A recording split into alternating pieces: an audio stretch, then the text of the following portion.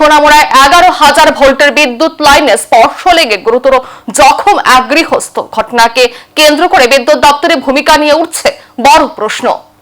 ঘটনাটি ঘটেছে সোনামুড়া মহকুমার দুর্লভ নারায়ণ এলাকায়। আহত ব্যক্তি 54 বছর বয়সী কবির ইসলাম। পরিবার ও প্রত্যক্ষদর্শী সূত্রে জানা গেছে, বুধবার সকালে নিজের বাড়ির টিনের চালের উপরে উঠে মেরামতির কাজ করছিলেন তিনি। অভিযোগ, সেই সময় অসাবধানতাবশত মাথার উপর দিয়ে যাওয়া 1000 ভোল্টের উচ্চ ক্ষমতা সম্পন্ন বিদ্যুৎ লাইনের সংস্পর্শে চলে আসেন কবির ইসলাম। মুহূর্তের মধ্যে বিদ্যুৎ পৃষ্ঠ হয়ে মারাত্মকভাবে ঝলসে যান তিনি। বিকট শব্দ চিৎকার শুনে পরিবারের সদস্য স্থানীয় বাসিন্দারা ছুটে এসে গুরুতর জখম অবস্থায় তাকে উদ্ধার করে দ্রুত মেলাঘর হাসপাতালে নিয়ে যান। হাসপাতাল সূত্রে খবর, বিদ্যুৎ পৃষ্ঠ হওয়ার ফলে তার শারীরিক একাধিক অংশে গুরুতর ক্ষতি হয়েছে। বর্তমানে তিনি সেইখানে আশঙ্কাজনক অবস্থায় চিকিৎসাধীন। এদিকে বাড়ির এত কাছ থেকে উচ্চ ক্ষমতা সম্পন্ন বিদ্যুৎ লাইন থাকা নিয়ে ক্ষোভে ফুঁসছে এলাকাবাসী।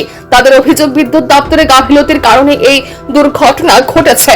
এই ঘটনায় প্রশাসনের দ্রুত হস্তক্ষেপ ও দায়ীদের বিরুদ্ধে ব্যবস্থা নেওয়ার দাবি উঠেছে। কোন কাজ করতে গেছিল? বাড়ির কাছে। এটা কি বাড়ির উপর দিয়া যে সরকারি তার গেছে তারে? হ্যাঁ, সরকারি তারে, সরকারি তারে।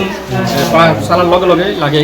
হ্যাঁ, না আপনারা ইলেকট্রিক অফিসে কইছেন না এটা সরানোর জন্য? হ্যাঁ কইছি, কয়েকবারে করা হয়েছে। হ্যাঁ, কি সালের উপরে কাজ করতে গেছিল? চালুর উপরে একটু গেছে। কোন জায়গায় এটা? দুর্লভ নারায়ণ।